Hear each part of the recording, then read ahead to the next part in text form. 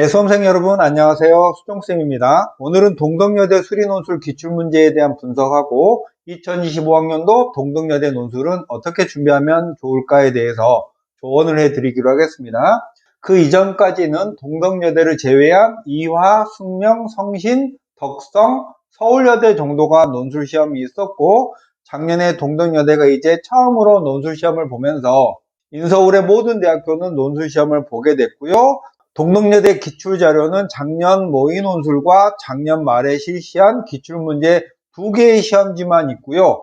동덕여대를 앞으로 공부하고 싶은 사람이라면 세종대나 덕성여대, 성신여대, 숙명여대 정도가 비슷한 유형과 난도를 가지고 있다고 보여지니까 그렇게 공부를 해 가시면 좋을 것 같고요.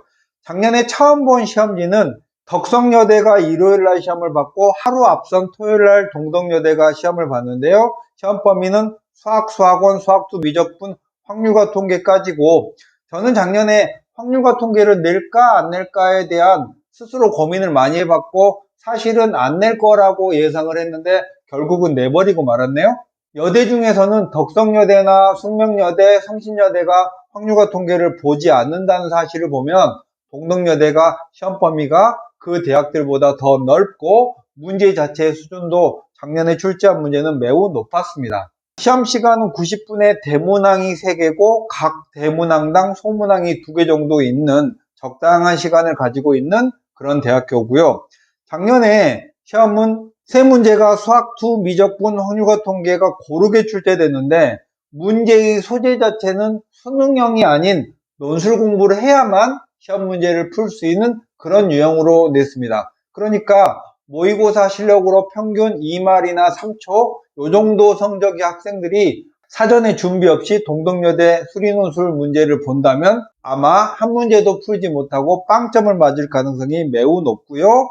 미적분에서는 함수를 만들고 미분하는 문제가 하나, 또 구간을 나눠서 삼각함수를 정리해서 적분하는 정적분 문제랑 대칭성에 관한 문제도 출제를 했고, 수학2에서는 절대값이 포함된 정적분을 정리해서 함수를 정돈하는 문제가 2-1번, 그렇게 정리한 범위별로 나눠져 있는 함수의 최소값을 구하는 문제가 2번, 그리고 깜짝 놀란 게 확률과 통계였는데 조건부 확률에 관한 문제, 그리고 통계의 가장 마지막 단원인 표본평균의 확률 계산 문제가 여기에 있는 문제 수준 자체가 꽤 높았습니다.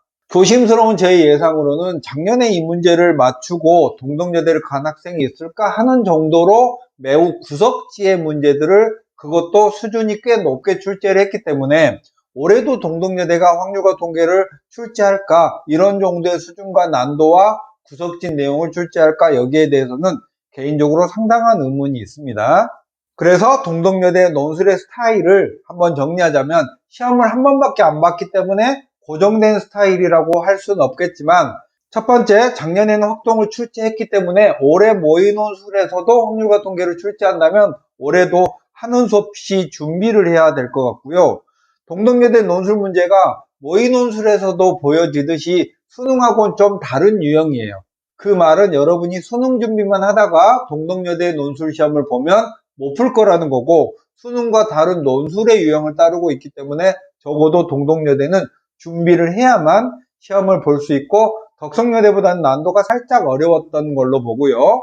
올해 2년차기 때문에 작년에 논술 시험의 결과를 보고 동덕여대도 판단을 할 거예요. 그래서 작년과 비슷하게 낼지 다른 여대의 수준처럼 맞출지 올해 모의논술에서 그러한 상황을 예고할 거니까 모의논술을 보면서 다시 한번 정리해 보면 될 것 같고, 여대라고 무시하지 마라라는 건 동덕여대가 이번에는 확실히 덕성여대보다는 문제의 수준이나 범위가 넓었거든요. 그러니까 아주 쉬운 수준의 약수력 논술이라고 생각하고 동덕여대 문제를 덤비면 안 될 것 같고, 처음에 말씀드렸듯이 동덕여대는 작년에 대학의 위상이나 네임밸류보다 훨씬 더 높은 수준의 문제를 출제했다고 저는 개인적으로 판단을 합니다. 올해도 작년과 비슷하게 낼지에 대해서는 상당한 의문이 든다는 사실, 그래서 한 8월 이후쯤에 동덕여대 모의논술 문제를 한 번 더 발표한다면 그걸 보고서 여러분들께 조언을 한 번 더 드려가기로 할게요.